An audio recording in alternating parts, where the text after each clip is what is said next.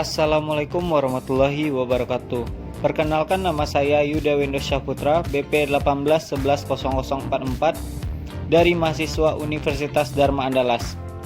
Kali ini saya akan menjelaskan tentang perancangan output.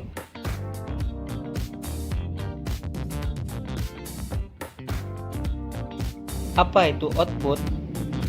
Output adalah informasi yang dikirim kepada para pengguna melalui sistem informasi, dapat berupa hard copy atau soft copy melalui intranet, extranet, atau World Wide Web.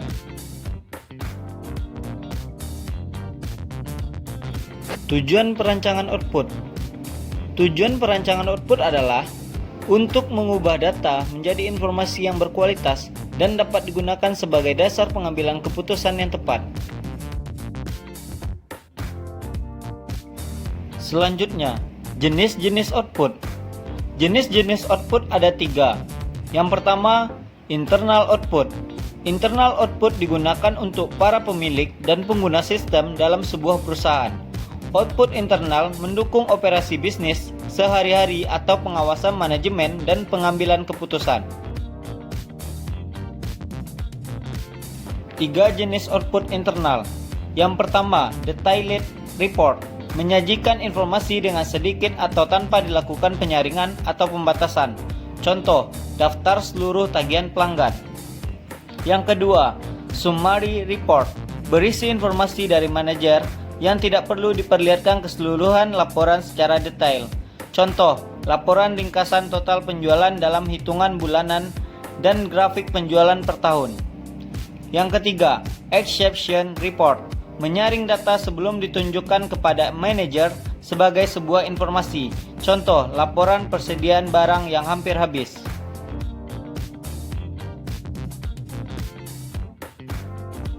Dua, external output.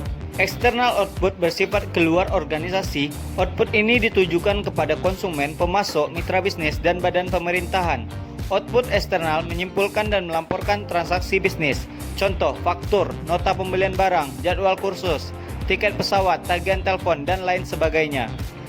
Yang ketiga, turnaround output.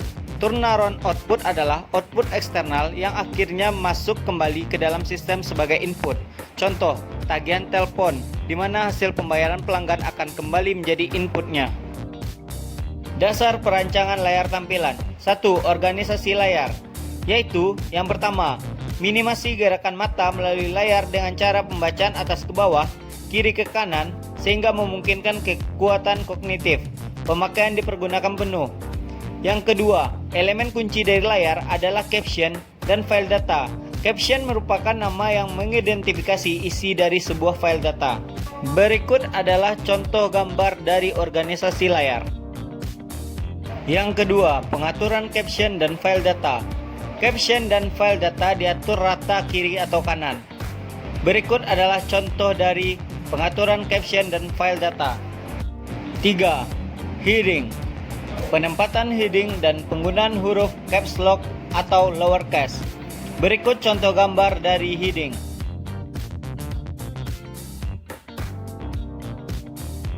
Keempat, pemberian spasi.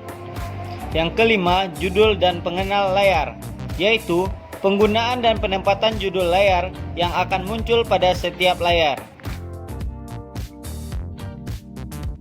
Selanjutnya adalah perancangan output. 1. Petunjuk perancangan output. Berikut adalah hal-hal penting untuk mendesain output. Yang pertama, output dari komputer harus mudah dibaca dan diinterpretasikan. 2. Timing output komputer adalah penting. 3. Distribusi atau akses ke output komputer harus mencukupi untuk membantu seluruh pengguna sistem yang relevan. 4. Output komputer harus mudah diterima oleh pengguna sistem yang akan menerima output. 2. Proses perancangan output. Langkah-langkahnya adalah sebagai berikut. 1. Mengidentifikasi output sistem dan meninjau persyaratan logis. 2. Menentukan persyaratan output fisik. 3. Mendesain semua pre-printed form. 4. Mendesain, memvalidasi, dan menguji output. Ketiga, pengaturan layout. Pengaturan isi dari output akan secara langsung menentukan kemudahan dari output untuk dipahami dan dimengerti. Pengaturan tata letak output merupakan pekerja desain yang penting dan sangat diperlukan baik bagi pemakai sistem maupun bagi programmer. Selanjutnya macam-macam bentuk laporan. Yang pertama, laporan berbentuk tabel. Notice report. Notice report merupakan bentuk laporan yang memerlukan perhatian khusus. Laporan ini harus dibuat sederhana mungkin, tetapi jelas, karena dimaksudkan agar permasalahan-permasalahan yang terjadi tampak dengan jelas sehingga dapat langsung ditangani. Yang kedua, equipoised report. Isi dari equipoised report adalah hal-hal yang bertentangan. Laporan ini biasanya digunakan untuk maksud perencanaan. Dengan disajikan informasi yang berisi hal-hal bertentangan, maka dapat dijadikan sebagai dasar di dalam pengambilan keputusan. Yang ketiga, variance report. Laporan ini menunjukkan selisih antara standar yang sudah ditetapkan dengan hasil kenyataan atau sesungguhnya. Yang keempat, comparative report. Isi laporan ini adalah membandingkan antara satu hal dengan hal yang lainnya. Misalnya pada laporan laba rugi atau neraca dapat dibandingkan antara nilai-nilai elemen tahun berjalan dengan tahun-tahun sebelumnya. Yang kedua, laporan berbentuk grafik. Laporan berbentuk grafik ada 3 bagan.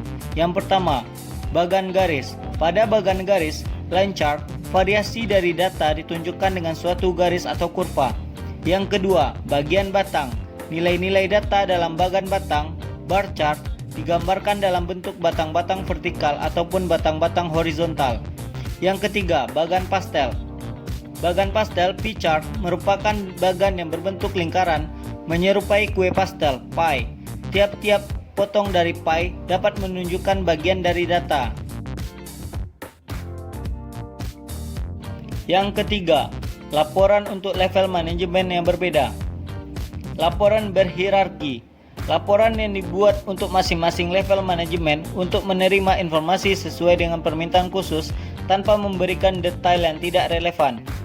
Yang kedua, laporan yang membandingkan data. Laporan ini dibuat untuk membantu manajer dan user lainnya dalam memilih 2 atau lebih item untuk menyusun kesamaan atau ketidaksamaan, yaitu horizontal report. Neraca dan laporan rugi laba menunjukkan laporan keuangan periodik yang meringkas ribuan transaksi dan elemen data menjadi output untuk beragam user. Yang kedua, vertical report. Laporan yang membandingkan suatu bagian komponen dengan total lainnya. Yang ketiga, counterbalance report. Setiap situasi dibandingkan dalam laporan. Ketiga, laporan untuk monitor variasi data. Variance report. Laporan yang dibuat untuk membandingkan standar dengan hasil aktual yang diperoleh. Biasanya laporan ini dibuat sesuai dengan waktu atau selesainya suatu proses. Yang kedua, exception report. Laporan ini seperti variance report, tetapi beberapa kota atau batasan dibuat untuk suatu proses atau aktivitas. Laporan ini dibuat hanya seketika beberapa proses atau aktivitas tidak sesuai dengan batasan atau kotanya. Sekian dan terima kasih. Assalamualaikum warahmatullahi wabarakatuh.